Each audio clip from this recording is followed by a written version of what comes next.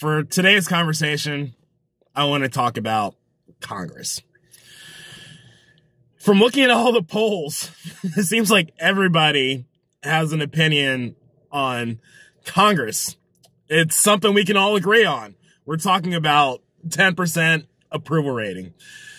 If you look at your mayor, your city council members, your senator, your House representative, or even the president of the United States of America, if they had a poll that was at 10%, what are the chances that you think they'd win elected office again or even get into office in the first place?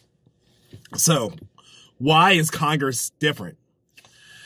It's different because your congressman, your senator is not the problem. It's always those congressmen and those senators that are the problem.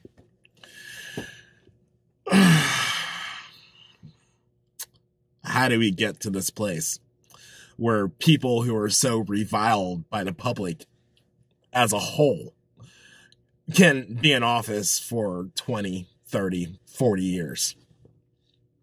How is that possible? My mind cannot wrap the math around this mess.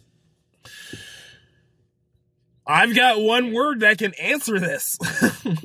Partisanship. And one word that can follow this. Fear.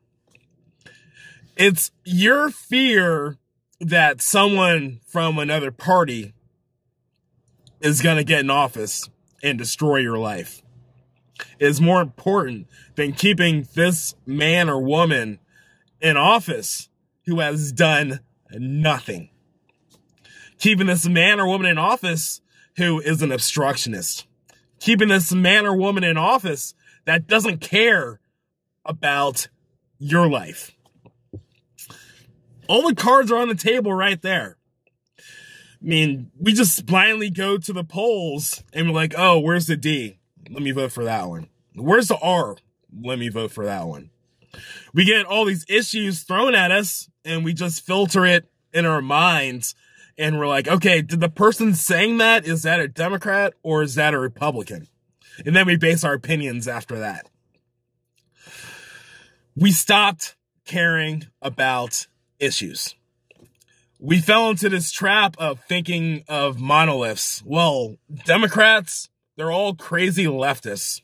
Or Republicans, they're all crazy right-wing nut jobs.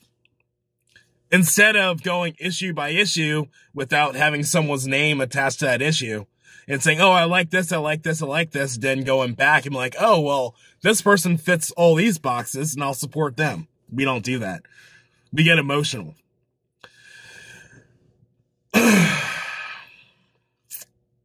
I just don't know where we can go from here. It's really embarrassing for people to be so angry at Congress and not do anything about it.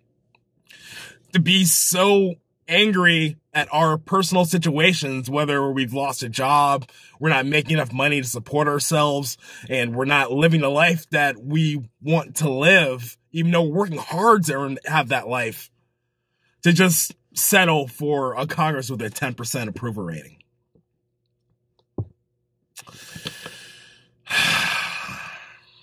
If we don't do anything, the problem won't be solved. We can't just wait every 4 years and pretend that the president has that much power. Congress controls the purse strings. Without the purse strings, our country can't do anything. So if we have a do-nothing Congress that continues to kick the can down the road instead of coming up with innovative ideas for us to go forward, we're not going to go anywhere, folks. It doesn't matter if you put the smartest person in the Oval Office. He has to work with Congress. We can't executive order our way out of this. We tried that for 4 years with Trump, and we're still in the same place, and actually we're worse off. You can blame COVID. Go ahead, let it all out. COVID. That's fine. But we're in this mess way before COVID. COVID is only the tip of the iceberg. COVID is like that mammal in the cartoon that cracks the ice and then everything else happens. It wasn't his fault. It was going to happen regardless. All it took is that one little thing for the iceberg to fall.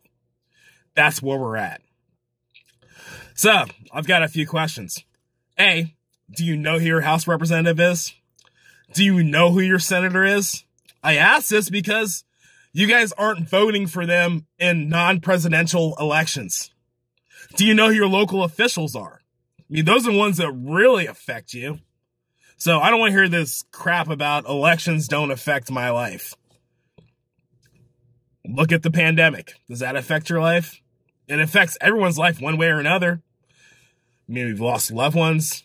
We've lost jobs. The economy is going to crash because of this.